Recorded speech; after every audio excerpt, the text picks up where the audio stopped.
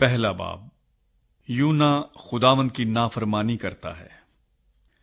खुदावंद का कलाम यूना बिन इम्मती पर नाजिल हुआ कि उठ, उस बड़े शहर नैनवा को जा और उसके खिलाफ मनादी कर, क्योंकि उनकी शरारत मेरे हजूर पहुंची है। लेकिन यूना खुदावंद के हजूर से तरसीस को भागा और याफा में पहुंचा, और वहां उसे तरसीस को जाने वाला जहाज मिला, और वो किराया देकर उसमें सवार हुआ, ताकि खुदावंद के हजूर से तरसीस को अहले जहाज के साथ जाए। लेकिन खुदावंद ने समुन्दर पर बड़ी आंधी भेजी, और समुन्दर में सख्त तूफान बरपा हुआ, और अंदेशा था कि जहाज तबाह हो जाए।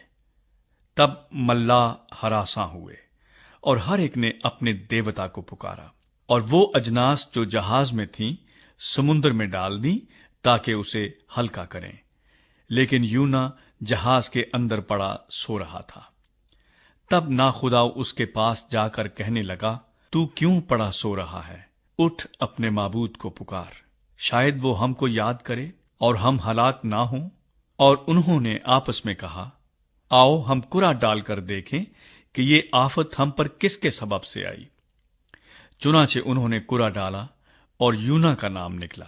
तब उन्होंने उससे कहा, तू हमको बता कि ये आफत हम पर किसके सबब से आई है। तेरा क्या पेशा है और तू कहां से आया है? तेरा वतन कहां है और तू किस कौम का है? उसने उनसे कहा, मैं इब्रानी हूं और खुदावंद आसमान के खुदा बहरो बर के खालिक से डरता हूं। तब वो खौफसदा होकर उससे कहने लगे, तूने ये क्या किया? क्योंकि उनको मालूम था कि वो खुदावंद के हजूर से भागा है, इसलिए कि उसने खुद उनसे कहा था। तब उन्होंने उससे पूछा कि हम तुझसे क्या करें कि समुन्दर हमारे लिए साकिन हो जाए, क्योंकि समुन्दर ज्यादा तूफानी होता जाता था।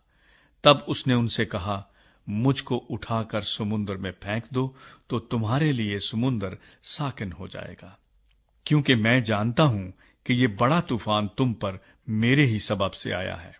तो भी मुल्लाहों ने डांड चलाने में बड़ी मेहनत की कि किनारे पर पहुंचे, लेकिन न पहुंच सके, क्योंकि समुन्दर उनके खिलाफ और भी ज्यादा मौजजन होता जाता था।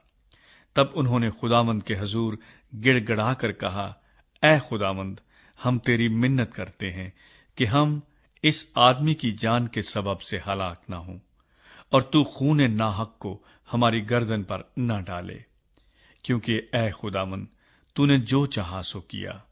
और उन्होंने यूना को उठाकर समुन्दर में फेंक दिया, और समुन्दर का तलातुम मौकूफ हो गया। तब वो खुदावंद से बहुत डर गए, और उन्होंने उसके हुजूर कुर्बानी गुजरानी और नजरें मानी। लेकिन खुदावंद ने एक बड़ी मछली मुकर्रर कर रखी थी कि यूना को निगल जाए, और यूना 3 दिन रात मछली के पेट में रहा।